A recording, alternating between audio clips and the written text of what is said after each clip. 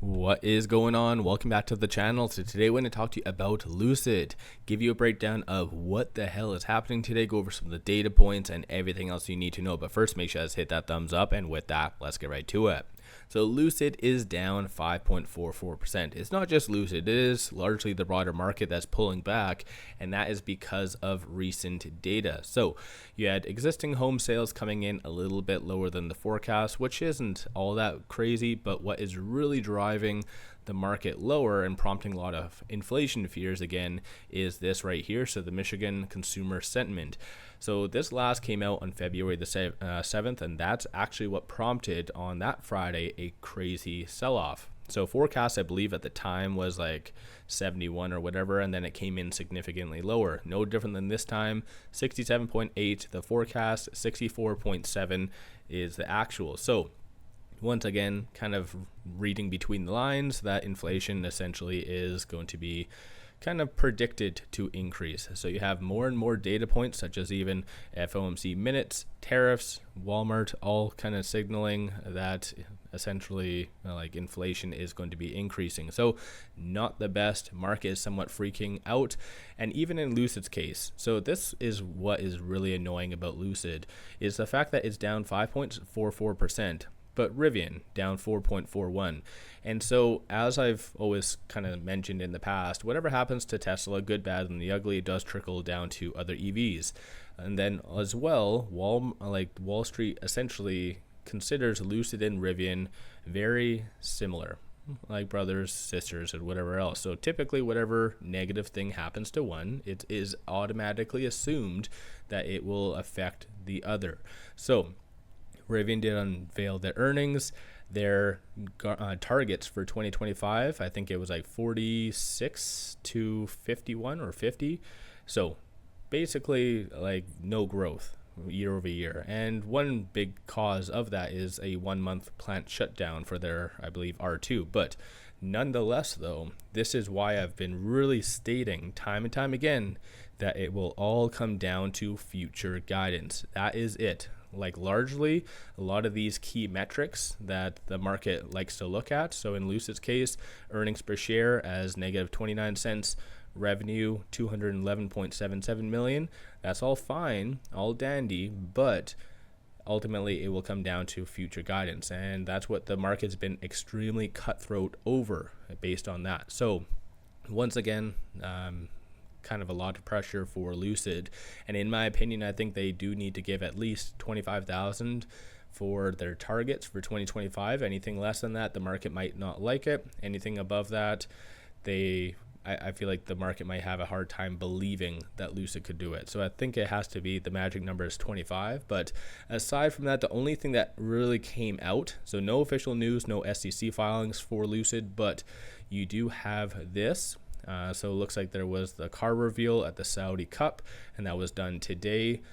So this was posted by Lucid to the Moon, and then as well Lucid Oasis looks like posted a video. So pretty good stuff. I think Lucid's definitely stepping up their marketing, participating at the right events, partnering with various entities. I think not the partnerships that a lot of Lucid investors truly do want, but nonetheless, I think they're making some pretty good progress behind the scenes.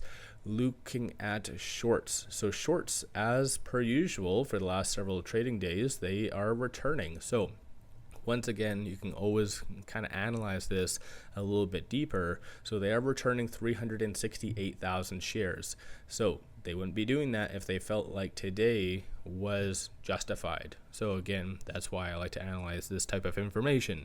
19.39% of the free float is being shorted, works out to be 231.01 million shares overall are being shorted. So all in all, this is now the third consecutive day that they are returning. I see that as relatively bullish, but then again, the stock price has just been going down. I'm not really sure. So let me know your general thoughts on that. Looking at options, 645,000 in calls, 1.09 million in puts.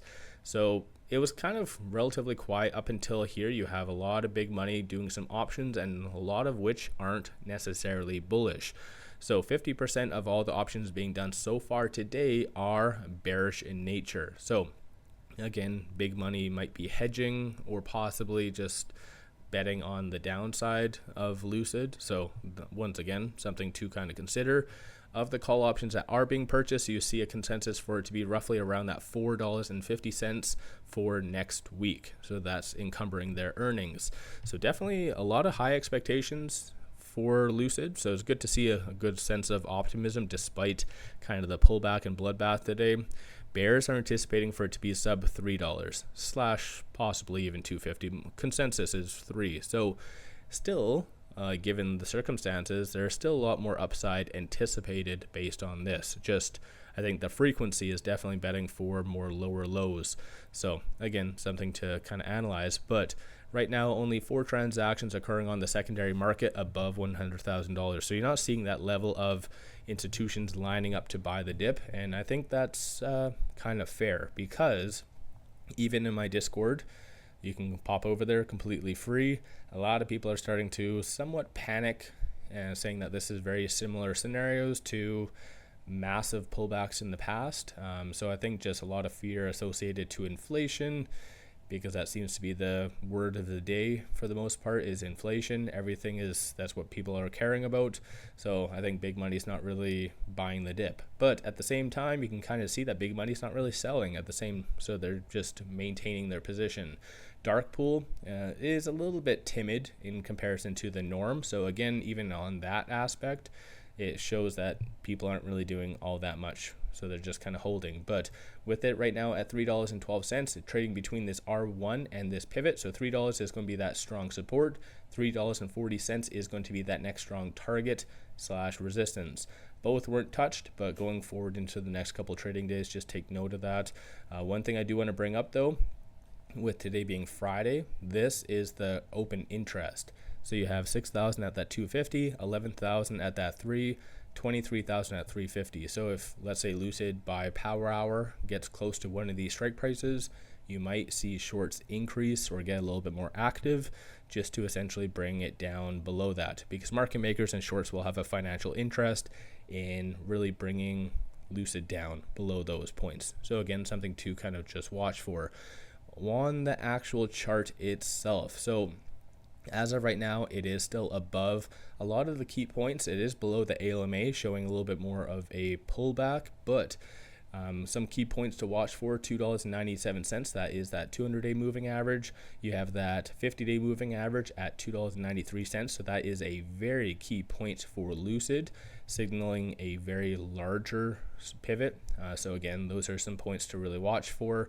But one thing I do want to mention, as I've kind of brought up in previous videos though, is the fact that Lucid, given the circumstances of it running up recently, is considered relatively overbought. So the first sign of weakness specific to Lucid or just the broader market, you were going to see a pullback. So I think today is just kind of participating in that. But let me know your thoughts on Lucid. What's your general thoughts on, I guess, Rivian affecting it and your broader, like the broader market also pulling it down? Do you think a lot of that is justified, or do you think that it's just more of an overreaction? So what's your general thoughts? Don't forget to hit that thumbs up and subscribe. Stay tuned for my video this upcoming weekend, where I go over some expectations for this upcoming week. So they'll probably put that out on Sunday, so definitely make sure you pop over there and kind of take a look. One final thing, I did launch a Patreon roughly around 2 months ago. Many of the stocks I've been giving buy signals on have been absolute bangers, so definitely worthwhile to pop over there. Link in the description below and also the comments. But with all that said, appreciate all of you watching.